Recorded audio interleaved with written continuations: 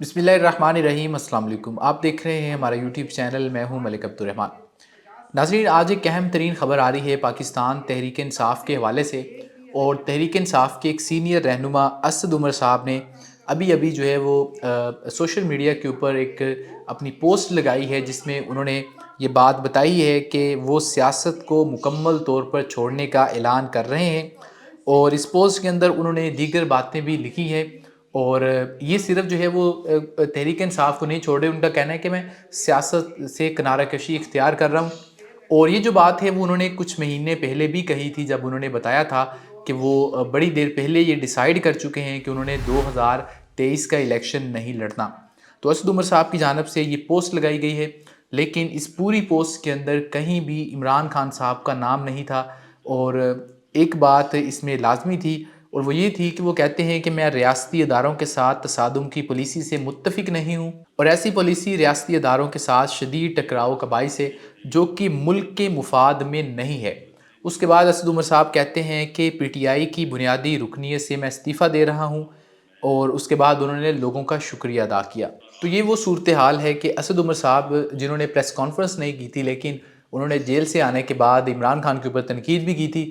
और उन्होंने ये कहा था कि मैं तहरीक इंसाफ का जो जनरल सेक्रेटरी का ओहदा है उसको छोड़ रहा हूँ। तो आज उन्होंने अपनी राहें जुदा कर ली हैं। और एक ऐसे वक्त में जब तहरीक इंसाफ को उनकी बहुत ज़्यादा ज़रूरत थी। मेरे समेत तहरीक इंसाफ के हज़ारों ऐसे लोग हैं जो कि तहरीक इंसाफ के लिए अच्छा सोचते हैं।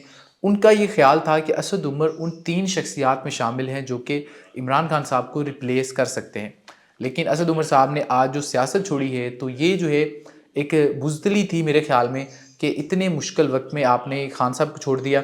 10 साल आप एमएनए रहे, और उस वक्त जो है वो आपको कभी ये बात नहीं सूझी कि मैं सियासत छोड़ दूँ। आप सियासतदान नहीं थे, लेकिन खान साहब ने आपको सियासत में लाए और आपको नाम दिया, पहचान दी। और कराची से आप ताल्लुक़ रखते हैं, लेकिन इमरान खान ने आपको इस्लामाबाद से इलेक्शन लड़वाया, और दोनों मरतबा आप इस्लामाबाद से जीते। ये बड़ा कम होता है पाकिस्तान में। इसी तरीके से होता है कि जिसका जो हलका है, जहाँ पर वो रहता है, वहीं से वो इलेक्शन भी कंटेस्ट कर रहा होता है। लेकिन असद उमर साहब ने इस्लामाबाद से इलेक्शन लड़ा और जीता। और अब जो है वो उन्होंने सियासत से किनाराकशी इख्तियार कर ली है। और जब तक वो तहरीक इंसाफ के साथ थे, ख़ास तौर पर 9 मई से पहले, तो वो हर बार यही कहते थे कि इमरान खान की पॉलिसी से वो मुत्तफ़िक हैं।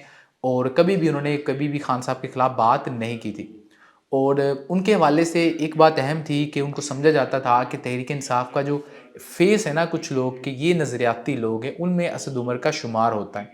आज भी मैं कहूँगा कि वो कोई करप्ट इंसान नहीं है, लेकिन हालात के तहत उन्होंने जो समझौता किया है, वो मेरे ख़्याल में एक अफसोसनाक चीज़ थी कि इलेक्शन से जस्ट पहले, जब तहरीक इंसाफ को इस तरह के लोगों की सपोर्ट की ज़रूरत थी, उस वक्त वो लोग जो है वो तहरीक इंसाफ को छोड़कर जा रहे हैं। तो मैं एक बात कहूँगा कि ये जो भी बंदा तहरीक इंसाफ को छोड़कर जाएगा, उसका मेरे नहीं ख्याल में इमरान खान को या तहरीक इंसाफ को कोई फ़र्क नहीं पड़ेगा।